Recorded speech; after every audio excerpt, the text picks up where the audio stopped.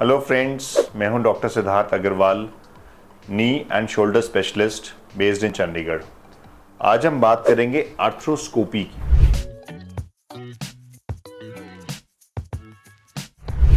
Arthroscopy बहुत commonly use होता है क्या? की होल सर्जरी, दूरबीन की surgery, minimally invasive surgery, fast recovery, सारे वर्ड्स इसके साथ एसोसिएटेड है क्या आर्थ्रोस्कोपी? आर्थ्रोस्कोपी एक प्रोसीजर है जिससे हम कई सारी सर्जरीज कर सकते हैं। आर्थ्रो मीन्स जॉइंट और स्कोपी मीन्स दूरबीन।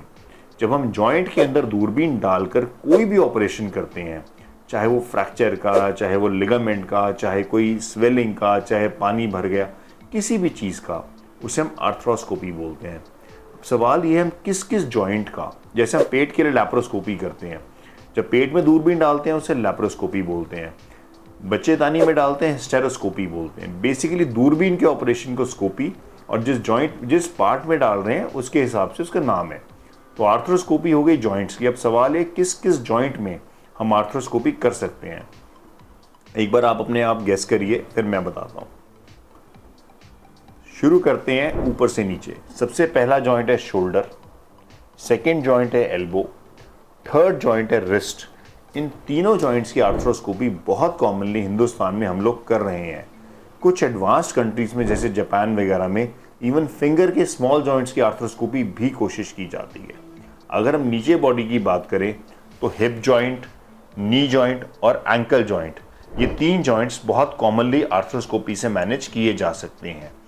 आर्थ्रोस्कोपी में सबसे बड़ी मिथ ये है कि लोग कहते हैं कि हर चीज़ इससे मैनेज हो जाए। हमें ये बात समझना पड़ेगी कि इसकी एक लिमिटेशन है और कुछ एडवांटेजेस हैं। जिस चीज़ में आप अंदर ही अंदर मैनेज कर सकते हो, कोई आर्टिफिशियल आपने जैसे नी रिप्लेसमेंट में इम्प्लांट नहीं डालना, आप वो आर्थ्रोस्कोपी से कर सकते हो, लिगामेंट्स कर सकते हैं। बट अगर आपने बड़ी प्लेट लगानी है, रॉड्स डालनी है, वो चीज़ें आर्थ्रोस्कोपी से मैनेज नहीं हो सकती। अगर हम इनोलॉजी की बात करें कि आर्थ्रोस्कोपी और नॉर्मल में क्या फ़र्क है, आपने नारियल का बहुत बार देखा है। अगर आप नारियल पानी पीना चाहें तो एक तरीका है नारियल खोला, पानी निकाला और पी लिया, ये है स्टैंडर्ड ओपन। सेकंड तरीका है नारियल में एक छेद बनाया, उसमें स्ट्रॉ डाला और नारियल का पानी पी लिया, ये है स्कोपी। तो अगर हम मेजर डिफरेंस की बात करें, ओपन नारियल वर्सेस दूरबीन वाला नारियल, ये आई थिंक एक बड़ा ही क्लियर एनालॉजी है।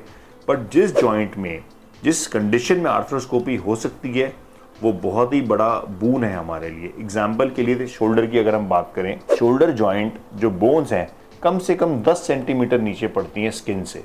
अगर मैं उस तक जाना चाहूँ, पूरा स्किन, मसल सब कुछ कट कर कर मुझे अंदर जाना पड़ता है।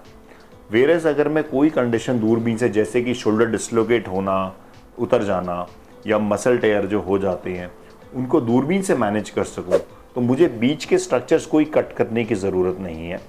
मैं दूरबीन से सीधे बीमारी की जगह पे जाता हूँ, उसको इलाज से ठीक करता हूँ, सिलता हूँ या रिपेयर करता हूँ और मैं बाहर आ जाता हूँ without cutting any of the normal structures. ये एक बहुत बड़ा एडवांटेज है।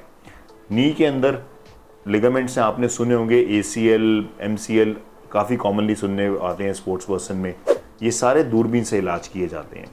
अगर हम बात करें कॉमन इंडिकेशंस की, शोल्डर जैसे कि ये रिकरेंट डिस्लोकेशन मैंने बताया, मसल टेयर्स।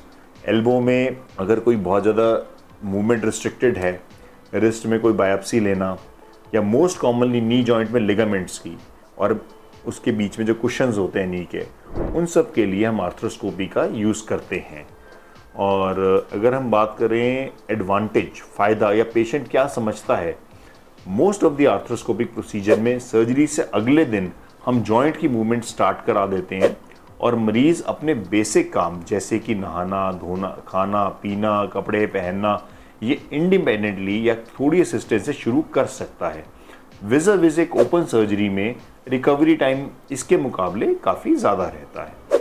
तो इस सब के साथ मैं आपको मैसेज ये देना चाहूँगा, आर्थ्रोस्कोपी बहुत अच्छी सर्जरी है सही कंडीशंस में, जिसमें ये काम करती है। और आज की डेट में लगभग ये जहाँ चल सकती है, बाकी चीज़ों को रिप्लेस करती जा रही है। सो choose your doctor wisely, discuss with him कि क्या आपकी इंजरी आर्थ्रोस्कोपिकली मैनेज हो सकती है। मैं उम्मीद करता हूँ कि आर्थ्रोस्कोपी के जो बेसिक कॉन्सेप्ट्स हैं या बेसिकली क्या है ये आप समझ पाए होंगे। और अगर इसके बावजूद कोई क्वेरीज हैं आपकी, आप हमें इन नंबर्स पर या हमारी ईमेल पे कांटेक्ट कर सकते हैं और कुछ भी डिस्कस कर सकते हैं। Thank you.